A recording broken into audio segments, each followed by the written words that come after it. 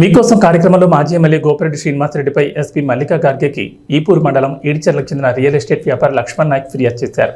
ఈ సందర్భంగా నరసరావుపేట మండలం కాకాని వద్ద నా వెంచర్ రహదారి కోసం 50 లక్షలు వసూలు చేశారని అన్నారు. కాకాని గ్రామానికి చెందిన మధ్యవర్తి దండా శివరామకృష్ణకి 30 లక్షలు ఇచ్చానని, మాజీ ఎమ్మెల్యే గోపిరెడ్డి శ్రీనివాసరెడ్డికి మరో 20 లక్షలు ఇచ్చానని అన్నారు. వెంచర్ అనుమతుల కోసం వివిధ దశల్లో వైసీపీ నేత ఇప్పల ధనారెడ్డి తన దగ్గర మొత్తం 2.5 కోట్లు తీసుకున్నారన్నారు.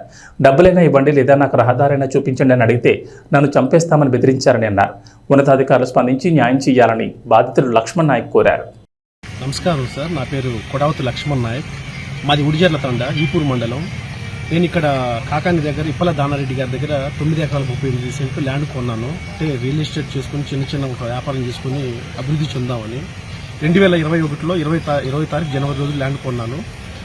కొన్న తర్వాత నేను అగ్రిమెంట్కి తనకి ఆల్రెడీ ₹1 కోటి డబ్బులు కట్టాను. ₹1 కోటి డబ్బులు కట్టిన తర్వాత ల్యాండ్ కొనుక్కున్న తర్వాత అగ్రిమెంట్ అయిపోయిన తర్వాత ల్యాండ్ మొత్తం చదును చేయడానికి వెళ్తే రోడ్డు లేదని చెప్పేసి నా మీద ఆ చుట్టుపక్కల వాళ్ళ చేత పంపించి నా చేత మళ్ళీ 50 లక్షలు డబ్బులు కట్టించేసి అతనికి మొత్తం ఇంకో 50 లక్షలు డబ్బులు కట్టాను.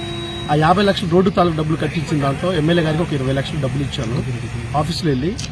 మిగతా వచ్చేసి ఏం జరిగిందంటే ఆ డబ్బులు కట్టిన తర్వాత మిగతా 30 లక్షలు దానారెడ్డి గారేమో పలానా శివరామకృష్ణ గారికి ఇవ్వమని చెప్పేసి అన్నారు. అతని అకౌంట్లో ట్రాన్స్ఫర్ కొట్టాను మొత్తం కూడా. సో 50 లక్షలు ల్యాండ్ తాలూకు డబ్బులు కట్టించుకుని రోడ్డు తాలూకు డబ్బులు కట్టించుకొని ల్యాండ్కి సంబంధించింది ₹2 కోట్ల డబ్బులు, అంటే మొత్తం టోటల్ వచ్చేసి ₹2,50,00,000 డబ్బులు కట్టించుకొని నాకు రిజిస్ట్రేషన్ చేయకుండా ముప్పు తిప్పులు పెడుతున్నారు. ఎవరు? ఇప్పల దానారెడ్డి గారు. ఇప్పల దానారెడ్డి గారి దగ్గర 3 సార్లు వెళ్తే మాట్లాడితే ఎమ్మెల్యే గారి దగ్గరికి వెళ్ళి గోపిరెడ్డి శ్రీనివాసరెడ్డి గారికి వెళ్ళి అని చెప్పేసి అంటే 2-3 సార్లు కంప్లీట్ చేస్తే ఎమ్మెల్యే గారికి కావాలని చెప్పేసి నన్ను పిలిపించి నువ్వు కంప్లైంట్ ఎందుకు ఇచ్చావు అని చెప్పేసి నన్ను తీసుకొచ్చి నన్ను బెదిరించాడు.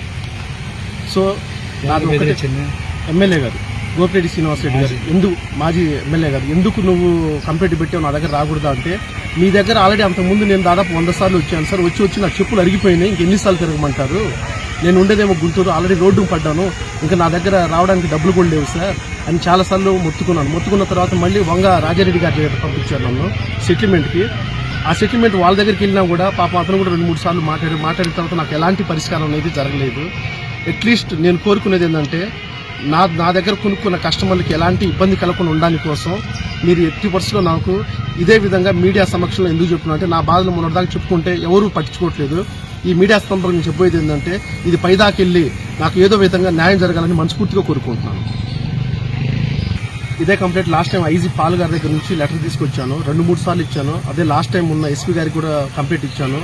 అక్కడి నుంచి తీసుకెళ్లి మన సీఏ గారికి అప్పచెప్పారు, మల్లికార్జునరావు గారికి. నాకు ఎలాంటి న్యాయం జరగట్లేదు. రోసయ్య గారి దగ్గర కూడా వెళ్ళాను, ఎవరు పట్టించుకోవట్లేదు. ఎందుకంటే అధికారం వాళ్ళు ఉందని చెప్పేసి వాళ్ళు చాలాసార్లు ఇబ్బంది పెట్టారు. ఇదే కనుక న్యాయం కనుక జరగకపోతే నేను ఫ్యామిలీతో సూసైడ్ చేసుకోవాల్సిన పరిస్థితి వస్తుంది.